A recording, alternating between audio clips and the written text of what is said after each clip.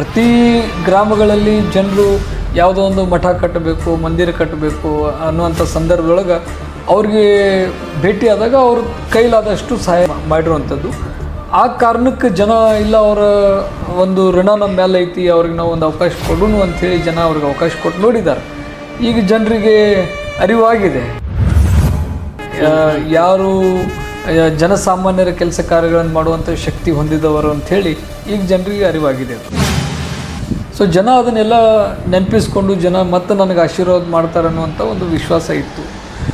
ಕಾರಣಾಂತರಗಳಿಂದ ಚುನಾವಣೆಯನ್ನು ನಾವು ಸೋಲ್ಬೇಕಾಯಿತು.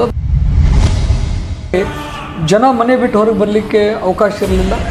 ರೈತರು ಬೆಳೆದಂಥ ಬೆಳೆಗಳನ್ನು ಮಾರುಕಟ್ಟೆಗೆ ತಂದು ಮಾರಲಿಕ್ಕೆ ಅವ್ರಿಗೆ ಸಾಧ್ಯ ಇರ್ತಿರಲಿಲ್ಲ. ಹೌದು. ಹಾಯ್, ಹಲೋ, ನಮಸ್ತೆ ವೀಕ್ಷಕರೇ.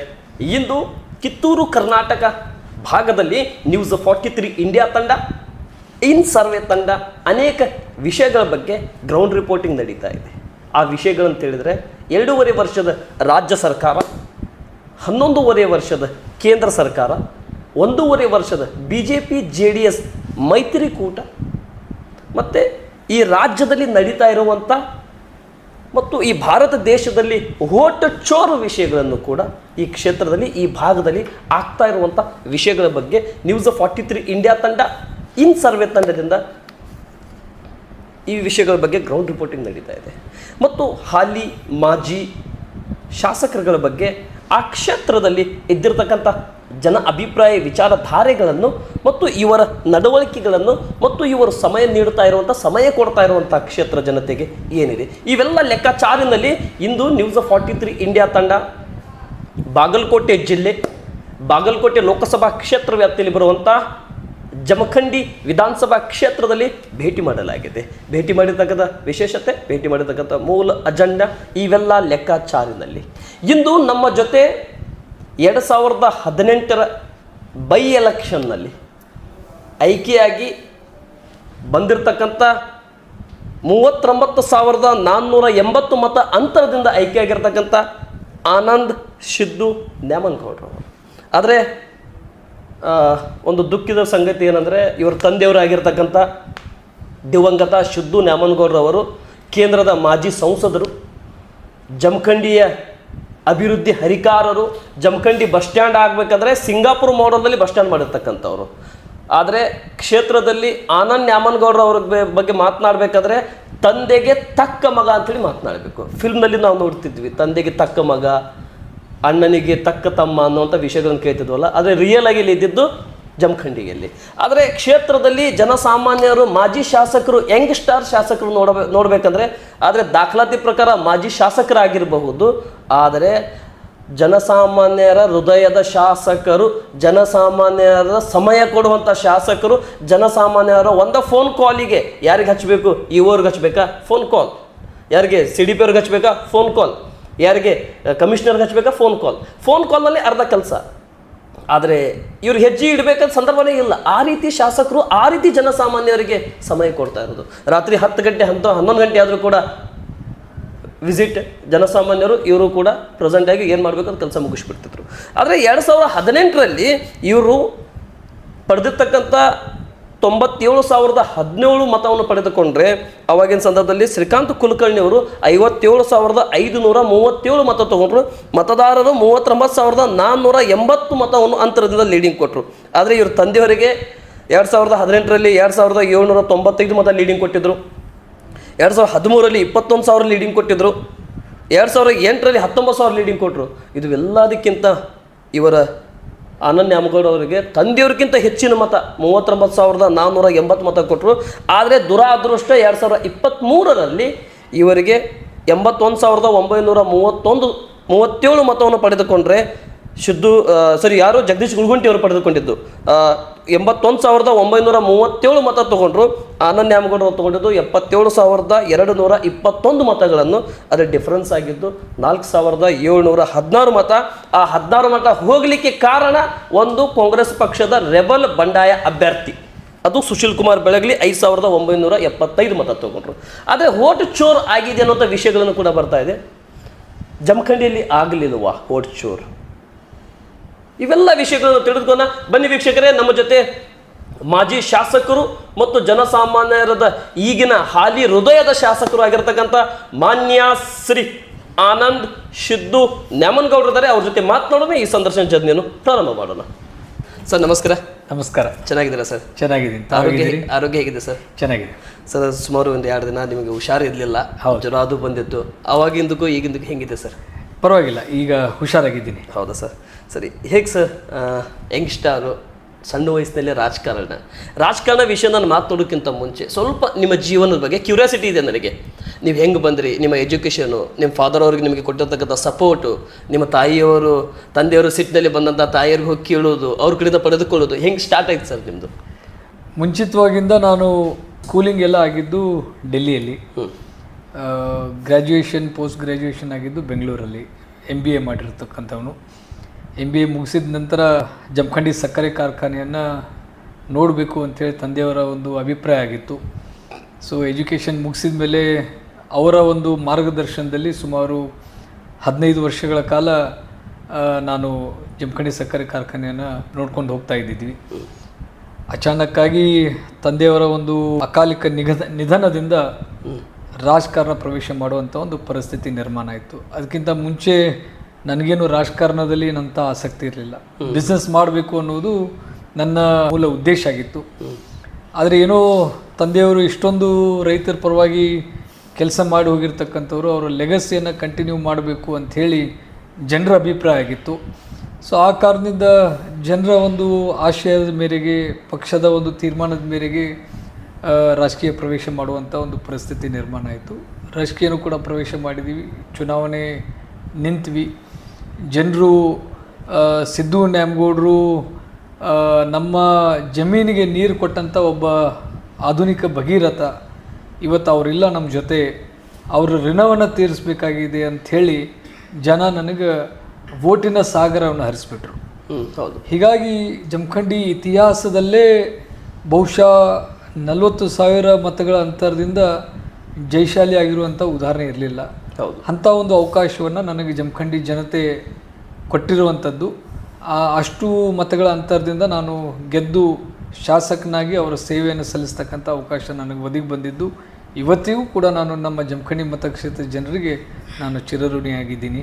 ಸೊ ಅಲ್ಲಿಂದ ಇಲ್ಲಿವರೆಗೆ ನನ್ನ ಜರ್ನಿ ಮುಂದುವರಿತಾ ಇದೆ. Yes sir. 39,000 ಮತ ಅಂತರ, ಅಂದರೆ 40,000 ಮತದಿಂದ ನಿಮ್ಮನ್ನು ಆಯ್ಕೆ ಮಾಡಿದರು. ಆವಾಗ ನಿಮ್ಮ JDS ಮತ್ತು ಕಾಂಗ್ರೆಸ್ ಮೈತ್ರಿ ಸರ್ಕಾರ ಇತ್ತು. ಆ ಸರ್ಕಾರದಲ್ಲಿ ತಾವು ಕೂಡ ಒಂದು ಶಾಸಕರಾಗಿ ರಮೇಶ್ ಕುಮಾರ್ ಅವರ ಸ್ಪೀಕರ್ ಅವರ ಸಮ್ಮುಖದಲ್ಲಿ ತಾವು ಮುಂದೆ ನಡೆಸ್ತಾ ಇದ್ರಿ. ಯಾವ್ಯಾವ ಅಭಿವೃದ್ಧಿಯನ್ನು ನಿಮ್ಮ ತಂದೆಯವರು ಬಿಟ್ಟು ಹೋಗಿರ್ತಕ್ಕಂಥ ಮಾಡಬೇಕಾಗಿರ್ತಕ್ಕಂಥ ಕನಸಿನ ಕೋಟೆಗಳನ್ನು ತಂದೆಗೆ ತಕ್ಕ ಮಗನಾಗಿರ್ತಕ್ಕಂಥ ಆನಂದ ನ್ಯಾಮನಗೌಡರವರು ಆ ಕೋಟೆಯನ್ನು ಯಾವ ರೀತಿ ಕೆಲಸವನ್ನು ಜಮಖಂಡಿಗೆ ತಂದು, ಜಮಖಂಡಿ ಜನರು ಇತಿಹಾಸದಲ್ಲೇ ನಾನು ಲೆಕ್ಕ ನೋಡಿದಾಗೆ, ಮತದಾರ ಹಿಸ್ಟ್ರಿಯನ್ನು ನೋಡಿದಾಗ ಇಷ್ಟು ಲೀಡಿಂಗ್ ಮತಗಳನ್ನು ನಿಮ್ಮ ತಂದೆಯವ್ರಿಗೂ ಕೂಡ ಸಿಕ್ಕಿರಲಿಲ್ಲ. ಲಾಸ್ಟ್ ನಿಮ್ಮ ತಂದೆಯವ್ರಿಗೆ ಸಿಕ್ಕಿದ್ದು 21,000 ಹೈಯೆಸ್ಟ್ ಲೀಡಿಂಗ್. ಕರೆಕ್ಟ್. ಆದರೆ ಆ ಲೀಡಿಂಗ್, ಅದ ಡಬಲ್ ಲೀಡಿಂಗ್ ನಿಮಗೆ ಕೊಟ್ಟಿದ್ರು. ಯಾವ್ಯಾವ ಡೆವಲಪ್ಮೆಂಟ್ ರೂಪವನ್ನು ಈ ಕ್ಷೇತ್ರಕ್ಕೆ ತರುವಂಥ ಪ್ರಯತ್ನ ಮಾಡಿದ್ರಿ ಸರ್ ನೀವು? ಮೂಲತಃ ತಂದೆಯವರ ಒಂದು ಕನಸಿನ ಯೋಜನೆ ಹುಣ್ಣೂರು ಮತ್ತು ಕಲ್ಲಳ್ಳಿ ಏತಿ ನೀರಾವರಿ, ಅದನ್ನು ಮಾಡಬೇಕು ಅಂಥೇಳಿ ಅವರ ಇದ್ದಂಥ ಒಂದು ಸಂದರ್ಭದಲ್ಲಿ ಸ್ಯಾಂಕ್ಷನನ್ನು ಮಾಡಿಕೊಂಡಿದ್ರು. ನಾವು ಅವರ ಅನುಪಸ್ಥಿತಿಯಲ್ಲಿ ನಾವು ಶಾಸಕರಾದ ಮೇಲೆ ಆ ಒಂದು ಯೋಜನೆಯನ್ನು ಪೂರ್ಣಗೊಳಿಸಿ ಇವತ್ತು ರೈತರಿಗೆ ನೀರು ಕೊಡುವಂಥ ಕೆಲಸವನ್ನು ಮಾಡ್ತಾಯಿದ್ದೀವಿ. ಅದೇ ರೀತಿ ಕಟ್ಟೆಕೆರೆ ಅಭಿವೃದ್ಧಿ ಮಾಡುವಂಥ ಕೆಲಸವನ್ನು ಕೂಡ ಮುಂದುವರ್ಸ್ಕೊಂಡು ಹೋದ್ವಿ. ಕೊಣ್ಣೂರಲ್ಲಿ ಒಂದು BR ಅಂಬೇಡ್ಕರ್ ವಸತಿ ಶಾಲೆಯನ್ನು ಕೂಡ ನಿರ್ಮಾಣ ಮಾಡಿದ್ದೀವಿ. ಅದೇ ರೀತಿ ಹುಲ್ಯಾಳದಲ್ಲಿ ಒಂದು ಅಲ್ಪಸಂಖ್ಯಾತರ ವಸತಿ ಶಾಲೆಯನ್ನು ಕೂಡ ಮಾಡ್ತಾ ಇದ್ದೀವಿ, ಇನ್ನೂ ಕೆಲಸ ನಡೀತಾ ಇದೆ. ಈ ರೀತಿ ಹಲವಾರು ಕೆಲಸ ಕಾರ್ಯಗಳನ್ನು ಮಾಡಿ ವಿರೋಧ ಪಕ್ಷದಲ್ಲಿ ಇದ್ದರೂ ಕೂಡ 1,600 ಕೋಟಿಯಷ್ಟು ಅನುದಾನವನ್ನು ತಂದು ಗ್ರಾಮಗಳಲ್ಲಿರುವಂಥ ಅನೇಕ ರಸ್ತೆಗಳ ಸುಧಾರಣೆ ಆಗಿರ್ಬೋದು, ಕುಡಿಯೋ ನೀರಿನ ವ್ಯವಸ್ಥೆಗಳಾಗಿರ್ಬೋದು, ಮತ್ತು ಜಮಖಂಡಿಯಲ್ಲಿ 100 ಹಾಸಿಗೆಗಳುಂಥ ತಾಯಿ ಮತ್ತು ಮಕ್ಕಳ ಆಸ್ಪತ್ರೆ, ಅದು ಕೂಡ ಸುಮಾರು 22 ಕೋಟಿ ರೂಪಾಯಿ ಯೋಜನೆ, ಅದನ್ನು ಕೂಡ ಮಾಡಿದ್ದೀವಿ, ಈಗಾಗಲೇ ಚಾಲ್ತಿಯಲ್ಲಿರುವಂಥದ್ದು. ಸೊ ಈ ರೀತಿ ಶಾಲೆಗಳನ್ನು ತರುವಂಥದ್ದಾಗಲಿ, ಕಾಲೇಜುಗಳನ್ನು ತರುವಂಥದ್ದಾಗಲಿ, ಆಸ್ಪತ್ರೆಗಳು ಕಟ್ಟುವಂಥದ್ದಾಗಲಿ, ಸಾವಳಗಿ ಬಿಡಿ ಜತ್ತಿ ಅವ್ರ ಊರದು, ಇಲ್ಲಿವರೆಗೆ ಒಂದು ಬಸ್ ಸ್ಟ್ಯಾಂಡ್ ಕೂಡ ಊರಲ್ಲಿ ಇರಲಿಲ್ಲ. ಸೊ ಒಂದು ಬಸ್ ಸ್ಟ್ಯಾಂಡ್ ನಿರ್ಮಾಣ ಮಾಡುವಂಥ ಕಾರ್ಯ ಆಗಲಿ. ಸೊ ಈ ರೀತಿ ಹಲವಾರು ಅಭಿವೃದ್ಧಿ ಕೆಲಸಗಳನ್ನು ಮಾಡ್ಕೊಂಡು ಬಂದ್ವಿ. ವಿರೋಧ ಪಕ್ಷದಲ್ಲಿ ಇದ್ದರೂ ಕೂಡ ನಮಗೆ ಜನಪ್ರತಿನಿಧಿಗಳು, ಮಂತ್ರಿಗಳು, ಮುಖ್ಯಮಂತ್ರಿಗಳು ಸಹಕಾರ ಕೊಟ್ಟು ಅನುದಾನವನ್ನು ಕೊಡುವಂಥ ಕೆಲಸ ಮಾಡಿದರು ಅಂತೇಳಿ ನಾನು ಈ ಸಂದರ್ಭದಲ್ಲಿ ಹೇಳಿದ್ದೆ. ಸರಿ ಸರ್, ಇಷ್ಟೆಲ್ಲ ತಂದೆಯವರ ಕನಸಿನ ಕೋಟೆಗಳನ್ನು ಮಗನಾಗಿ ಪೂರೈಕೆ ಮಾಡಿ ಜನಸಾಮಾನ್ಯರ ಹೃದಯ ಗೆಲ್ಲುವುದರಲ್ಲಿ ಮತ್ತು ಜನಸಾಮಾನ್ಯರು ನಾವು ವಿಸಿಟ್ ಮಾಡಿರ್ತಕ್ಕಂಥ ಸಂದರ್ಭದಲ್ಲಿ ಅಂತಾರೆ, ಆದರೆ ಶಾಸಕರು ಜಗದೀಶ್ ಗುಲ್ಗಂಟಿ ಅವ್ರಿಗೆ ಇರಬಹುದು, ಆದರೆ ನಮ್ಮ ಪಾಲಿಗೆ ನಮ್ಮ ಆನಂದ್ ನ್ಯಾಮಗೌಡರ ಶಾಸಕರು, ಯಾಕಂದರೆ ಯಾವಾಗ ಹೋದರೂ ಕೂಡ ಸಿಗ್ತಾರೆ, ಒಂದು ಫೋನ್ ಕಾಲಲ್ಲಿ ಕೆಲಸ ಮಾಡಿಸ್ತಾರೆ. ಫೋನಲ್ಲಿ ಬೇಡಪ್ಪ ಇದ್ರ ಬದ್ರ ಏನೈತಿ ಪರ ಜಲ್ದಿ ಬಾ ಇನ್ನು ಒಂದು ಸ್ಟೇಟ್ ಫಾರ್ವರ್ಡ್ ವ್ಯಕ್ತಿ. ಈ ಆ್ಯಕ್ಟಿವಿಟೀಸ್ಗಳನ್ನು, ಈ ನಿಮ್ಮ ನಡವಳಿಕೆಗಳನ್ನು, ಈ ನಿಮ್ಮ ವಾಕಚತುರ್ಯಗಳನ್ನು ಯಾವ ರೀತಿ ಇಟ್ಕೊಂಡು ಬಂದರೆ ಸರ್? ಇದು ಯಾವಾಗಿಂದ ಕಲ್ತ್ರಿ ನೀವು ಅಂತೇಳಿ? ನೋಡಿ, ತಂದೆಯವರು ಕೇಂದ್ರ ಸಚಿವರಿದ್ದಾಗಲಿ, ಶಾಸಕರಿದ್ದಾಗಲಿ, ವಿಧಾನ ಪರಿಷತ್ತಿನ ಸದಸ್ಯರಾಗಲಿ, ಅವರ ಕಾರ್ಯವೈಖರಿಗಳನ್ನು ನಾವು ಗಮನಿಸ್ತಿದ್ದೀವಿ. ಅವರ ಅನುಪಸ್ಥಿತಿಯಲ್ಲಿ ಜನ ಏನು ನಮ್ಮನ್ನು ನಂಬ್ಕೊಂಡು ನಮ್ಮ ಮನೆಗೆ ಕೆಲಸ ತೊಗೊಂಡು ಬರ್ತಿದ್ರು, ಅವರನ್ನು ಖಾಲಿ ಕಳಿಸ್ಬಾರ್ದು ಅಂಥೇಳಿ ತಂದೆಯವರು ಕೂಡ ಹೇಳ್ತಾರೆ, ನಮ್ಮಿಂದ ಏನು ಸಾಧ್ಯ ಆಗ್ತದೋ ಅದನ್ನು ಆ ಕೆಲಸ ಕಾರ್ಯಗಳನ್ನು ಮಾಡಬೇಕು ಅಂತೇಳಿ. ಸೊ ಹೀಗಾಗಿ ಅವ್ರ ಜೊತೆ ಅವರ ಅನುಪಸ್ಥಿತಿಯಲ್ಲಿ ಈ ಕೆಲಸ ಕಾರ್ಯಗಳನ್ನು ನಾವು ಮಾಡ್ತಾ ಬಂದಿದ್ದನ್ನು ನಾನು ರೂಢಿ ಮಾಡ್ಕೊಂಡಿದ್ದೀವಿ. ಸೊ ಹೀಗಾಗಿ ಅವರ ಒಂದು ಅಕಾಲಿಕ ನಿಧನದಿಂದ ಆ ಕೆಲಸ ಮುಂದುವರ್ಸ್ಕೊಂಡು ಹೋಗೋದು ಅಷ್ಟೊಂದು ಕಷ್ಟ ಏನು ಅನ್ನಿಸ್ಲಿಲ್ಲ. ಎಸ್ ಎಸ್, ಅದೇ ಮೊದಲಿನಿಂದ ನೋಡ್ತಾ ಬಂದ್ರಿ. Yes, okay sir. ಹಾಗಾದರೆ ತಾವು ಇಷ್ಟೆಲ್ಲ ಕೆಲಸ ಮಾಡಿದ್ರಿ, ಕಾಂಗ್ರೆಸ್ಸಿನ 5 ಗ್ಯಾರಂಟಿ ನಿಮಗೆ ಬೆನ್ನೆಲುಬಾಗಿತ್ತು, ಮತ್ತು ನೀವು ಕೂಡ ಕೈಗೆ ಕೈ ಜೋಡಿಸಿ ನಡೆ ಅಂತೇಳಿ ಹಳ್ಳಿ ಕಡೆ ಹೋಗಿ ಜನಸಾಮಾನ್ಯರಿಗೆ ಅನೇಕ ವಿಚಾರಧಾರೆಗಳನ್ನು ಮತ್ತು ರಾತ್ರಿ ಸ್ಟೇ ಮಾಡೋದು ಕೂಡ ನೀವು ಕಾರ್ಯಕ್ರಮದಲ್ಲಿ ಅಳವಡಿಸ್ಕೊಂಡ್ರಿ. ಆದರೆ ಜನಸಾಮಾನ್ಯರಿಗಿಂತ ಈ ಕ್ಷೇತ್ರದಲ್ಲಿ ನಿಮಗೆ ಹಿನ್ನಡೆ ಆಯಿತು.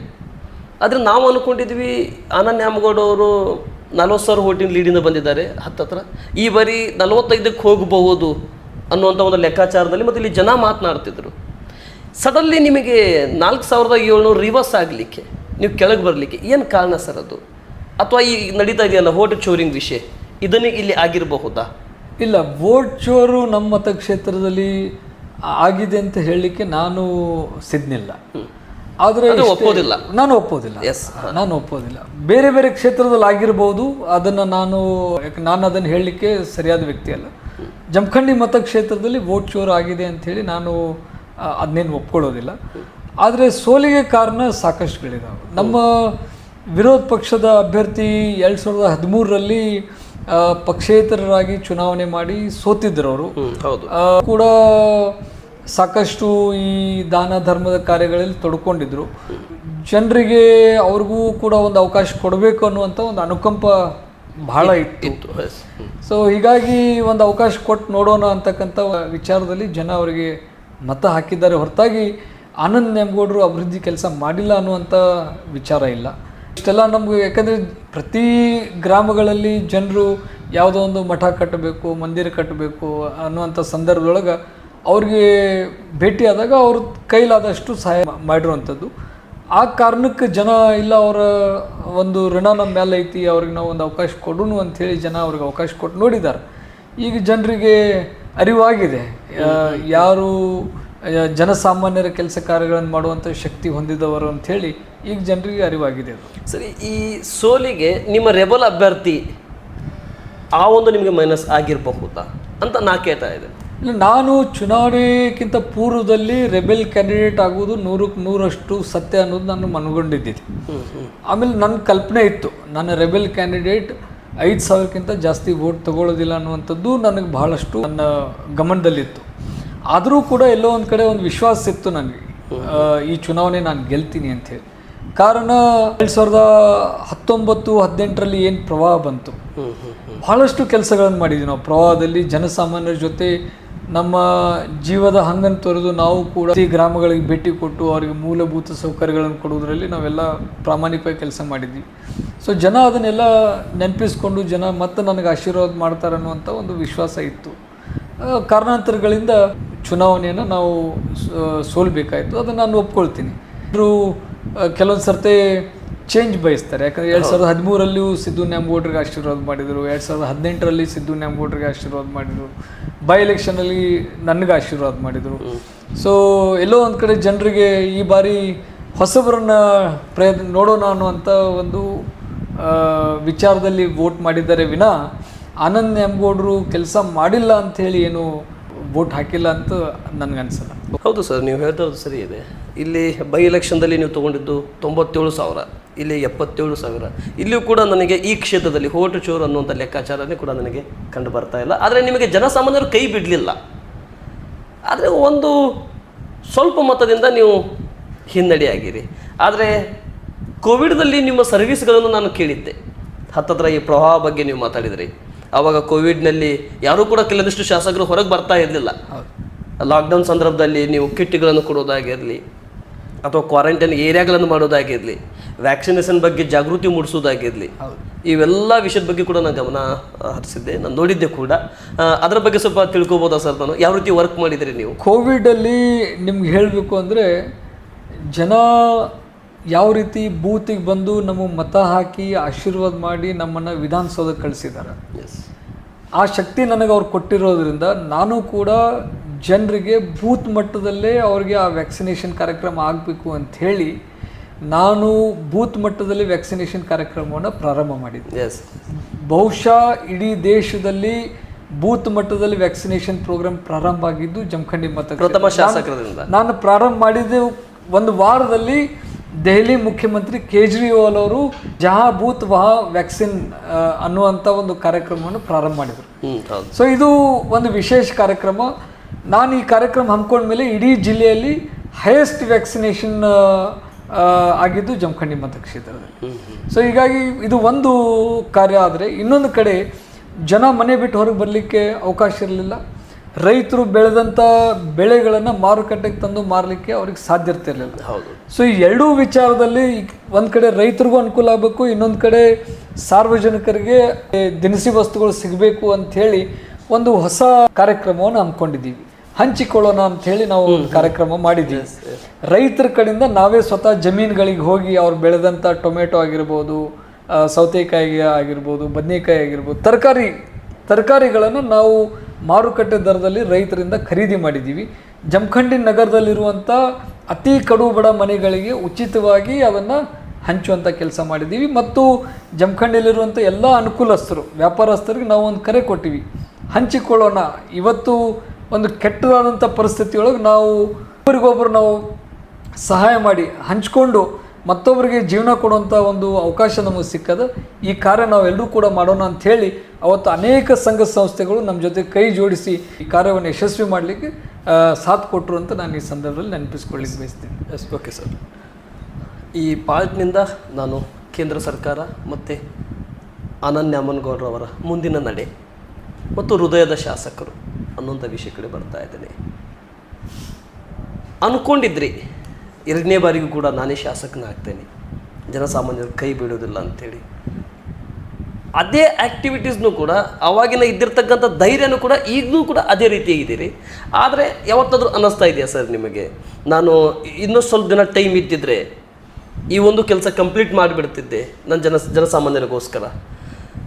ಆದರೆ ನಮ್ಮ ಸರ್ಕಾರ ಇರಲಿಲ್ಲ, ಆದರೂ ವಿರೋಧ ಪಕ್ಷದಲ್ಲಿ ಕೂಡ ಏನೋ ಒಂದು ಫೈಟ್ ಮಾಡಿ ಫಂಡ್ ತೊಗೊಂಬರ್ತಿದ್ವಿ.